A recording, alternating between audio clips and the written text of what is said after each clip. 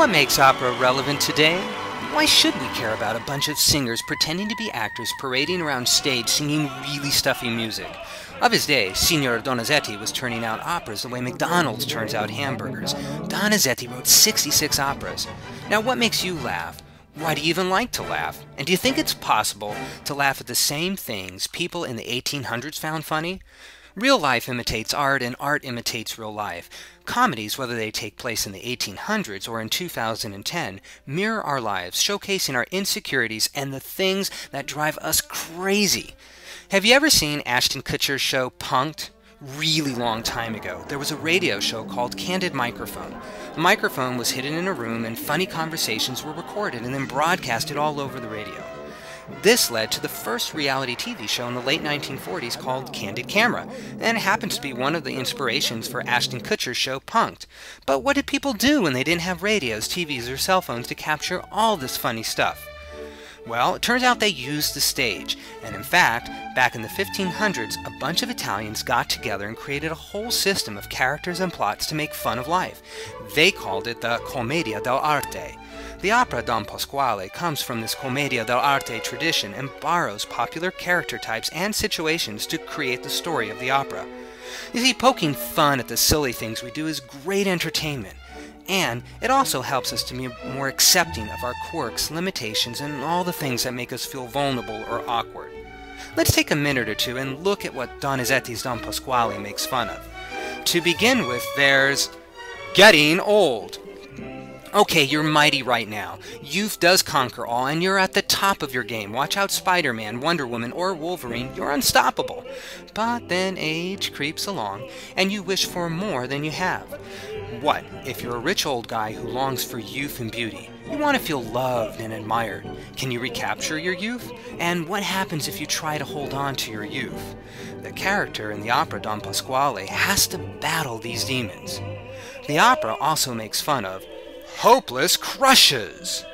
Romeo and Juliet, Bella Swan and Edward Cullen from Twilight will pale in comparison to the fireworks, attractions, hopes, and dreams you'll encounter as you reach out to others.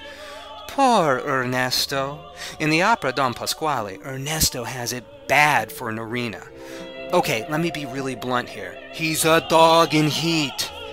Donizetti goes to great lengths to make fun of Ernesto. The opera is a parody of romance. It pokes fun of the sweet sickness of being in love. Watch out!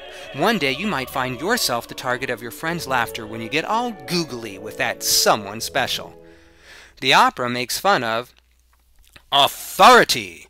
Grown-ups have been doing it to you forever, dangling a carrot in front of you, promising you a wonderful reward if you only do X. This is exactly the problem Ernesto faces.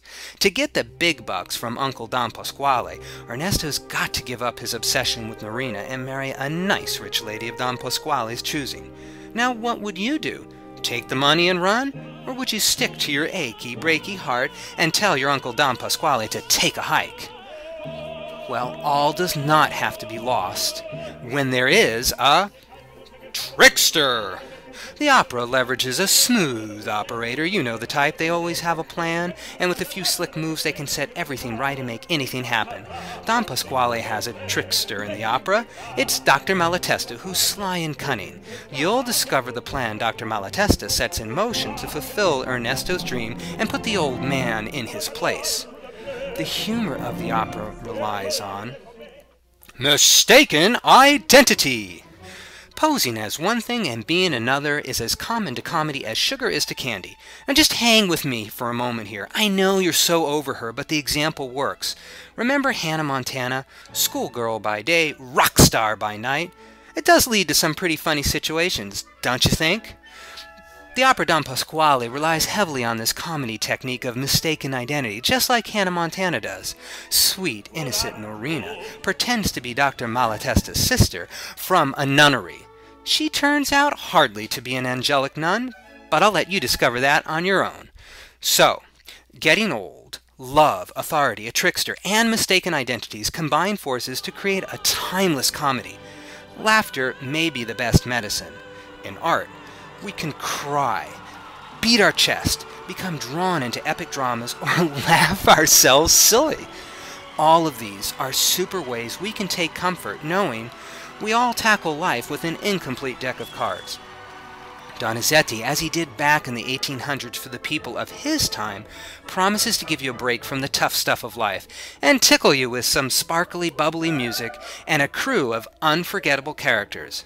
Now, for the whole story.